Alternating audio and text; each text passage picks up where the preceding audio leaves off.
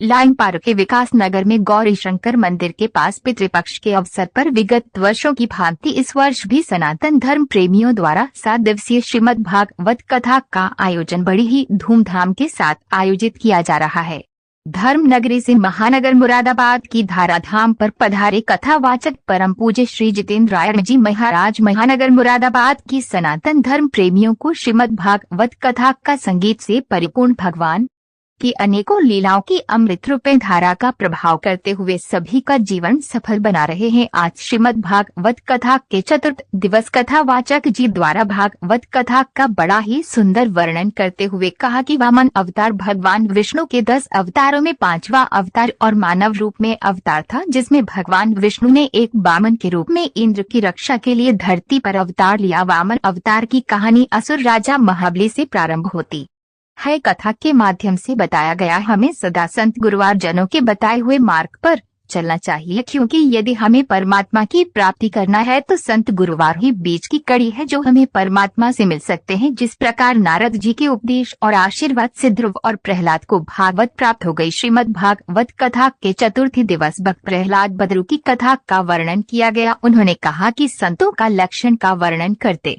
हुए कहा, पंच लक्षण जिसमें हो उसी को संत समझो। संत डिटेक्ट होता है, सहनशील संत में कोरोना बहुत ही होती है, सभी देहधारी में अपने परमात्मा को देखते हैं, उनका कोई शत्रु नहीं होता है, साधु हमेशा शांत स्वभाव में रहते हैं। जिस प्रकार जीवात्मा और परमात्मा के बीच संत सेतु का कार्य करते हैं। आगे प्रारंभ करते हुए कहा, वस्तु शक्ति ज्ञान की अपेक्षा नहीं करती है। जैसे हम भगवान का नाम जानकर ले या अनजाने में तो वह नाम हमारा कल्याण करके ही रहेगा। जैसे करंट को या आग को जानकर छुए या अनजाने में वह तो जाएगा ही, इसलिए निरंतर भगवान के नाम का उच्चारण करते रहना चाहिए। भगवान का एक नाम ही जीवन के समस्त पापों को भस्म कर देता है, परंतु उन्हें कोई पाप ना बने तो एक ही नाम हमारा कल्याण कर सकता है। जिस प्रकार अजामिल ने अपने पुत्र नारायण दत्त को पुकारा तो एक नाम ने ही उसका कल्याण कर दिया। एक नारायण कब की महिमा का वर्णन करते हुए महाराज जी ने कहा, भागवत का नारायण कब नृत्य पाठ करने से कवच की तरह हमारी रक्षा करते हैं। भगवान की भक्ति करने के लिए हृदय में विश्वास होना चाहिए। आप किसी भी समाज जाति से क्यों न हो, जैसे रहीम खान, रविदास, भक्त शबरी, ये किसी श्रेष्ठ वंश से नहीं थे। प्रहलाद जी तो राक्षस कुल में पैदा हुए, पर इन सब ने भगवान को अपने भाव प्रेम से प्रसन्न करके उनके सानिध्य प्राप्त किया। गजराज तो पसी योनि में पैदा हुआ और उसकी स्थिति पर भगवान भागकर उसका उद्धार करते हैं। आज सभी ने भगवान श्री कृष्ण का जन्म उत्सव बड़ी धूमधाम के साथ बनाया। इस अवसर पर कथा व्यास जी द्वारा गए गए श्री प्रभु के भजनों को सुनकर श्रद्धालु जनवरी झूमती एवं नृत्य करते हुए नजर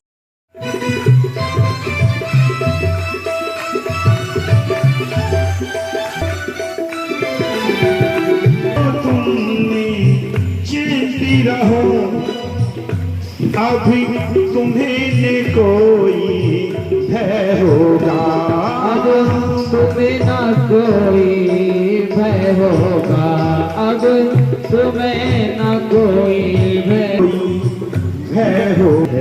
धरती होगी रंग भूमि, यह धरती होगी